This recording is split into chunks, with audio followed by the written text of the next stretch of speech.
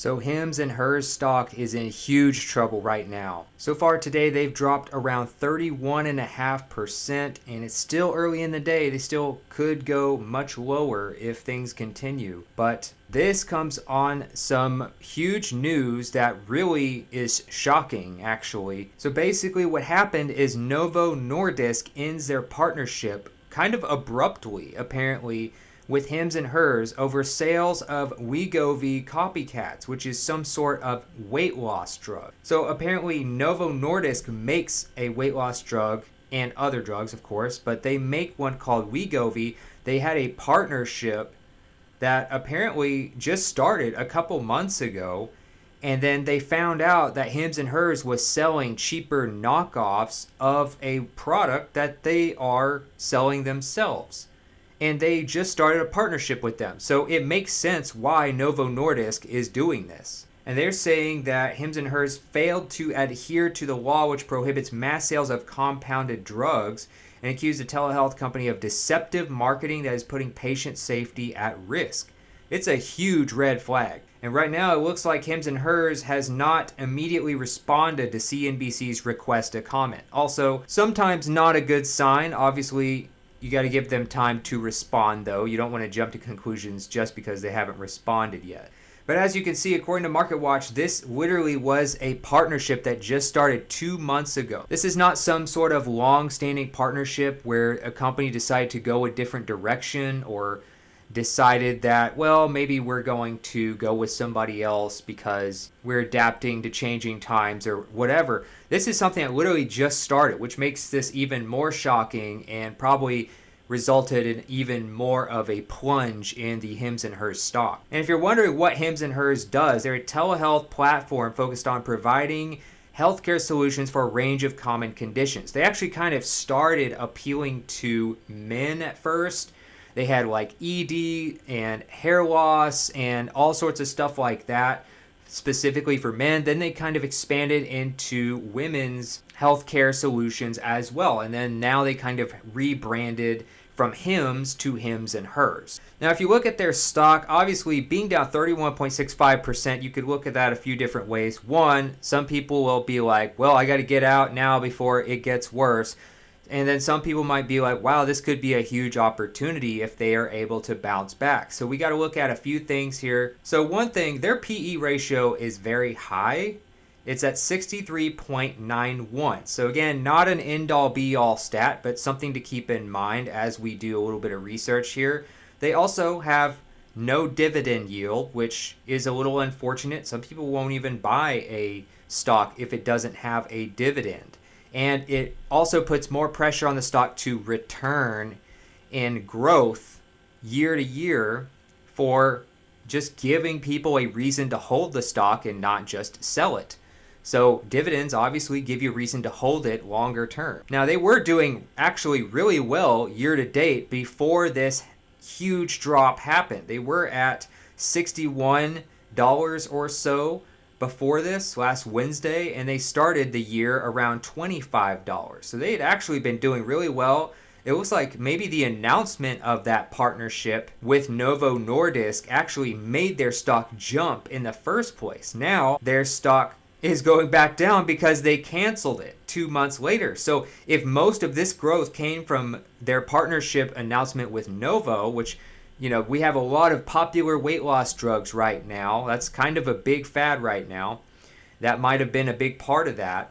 Well, if they lose that, what kind of seems to be a big factor in them gaining momentum, how much further down could it go? Their stock took a huge jump going into February, but then it came right back down, almost down to where it started the year. It's really hard to judge this stock based on what's going on this year. Over the past full 365 days, they are still up 97.56%. Over the past 5 years, really good. Almost 330% return over the past 5 years. So pretty solid returns, even though their PE ratio is very high and they don't offer a dividend. If you look at their quarterly financials here, you're looking at, if you're just looking at, well, how have they done over the past year? Revenue is up 110%. Net income is up 300 and almost 45%. Diluted EPS is up 300%. Net profit margin is up 111%.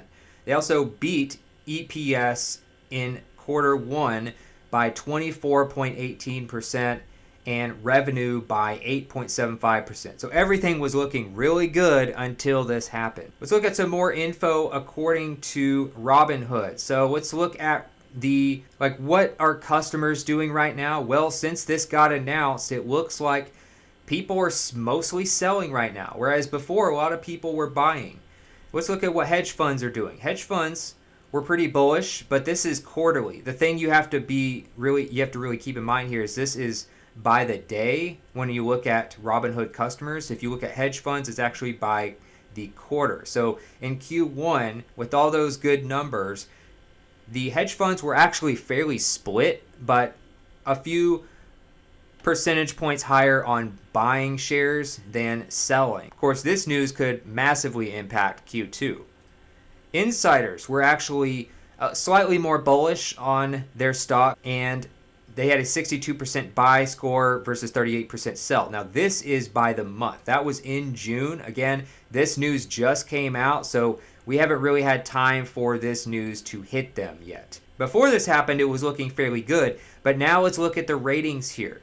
Another thing that can give you maybe some more info and just kind of get some other opinions. So based on 14 analysts on Robinhood, currently they have a 50% hold rating, only a 35.7% buy score, and actually 14.3% at a sell score. So that's actually not very good considering normally what I look for in a stock. So obviously everybody looks for different things.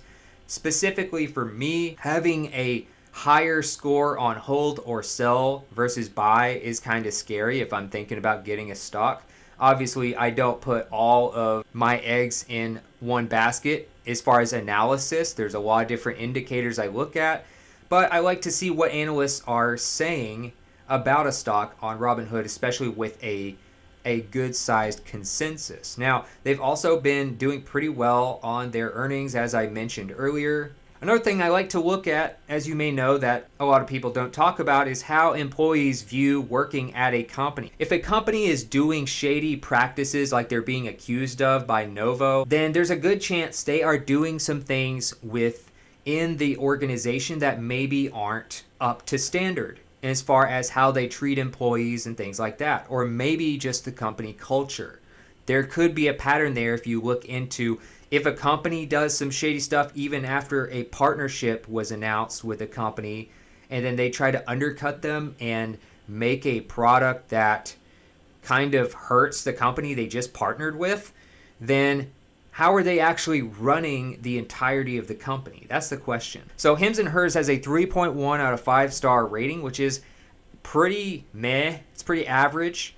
I would usually go for something better than that if I was really considering buying a stock long term. Nothing really great about that. And only about half of people who work here recommend working here to a friend. That's also, to me, that's not good enough. I'd like to see maybe some better signs of a good company culture than that. 60% approve of the CEO. I mean, that's just above half as well. So really some kind of lackluster numbers according to people who have worked here. Nothing like a huge red flag, but I mean, considering only about half of people that have worked here would actually recommend it, if you're really trying to beat the S&P 500, if you're really trying to buy the most exceptional companies, that's not really a vote of confidence. So how they make money is through a subscription-based model, which offers online consultations, personalized treatment plans, and medications for various conditions. So it's kind of like an all-in-one platform where you can probably do most of this online, pay a subscription, which depending on how much you use it could possibly end up saving you money as opposed to maybe doing the more traditional process of going to the doctor and then going to CVS or wherever to get your prescription and all of that. So, and then sometimes, you go to a general doctor and then they tell you to go to a specialist and then the specialist gives you the prescription. So it can be a very costly procedure to go through all of that, even if you have insurance, because a lot of times insurance has a really high deductible. So the business makes sense. It's just that if they're actually violating the law on mass sales of compounded drugs and doing deceptive marketing practices, if you go and look at the company culture indicators here to go with that, I would say I'm staying away from this. Even though if I really believed in the company, I would see this as a great opportunity to buy low. But you can't just go off. I'm not just going to go off of numbers alone for something like this. I want to really trust that the company can thrive through its leadership and through its business model, not just what types of numbers they put up over the past couple of years. Again, none of this is financial advice. This is just the way I look at things. But to me, definitely some red flags about hims and hers. Hopefully they could turn that around and improve public perception after this happened.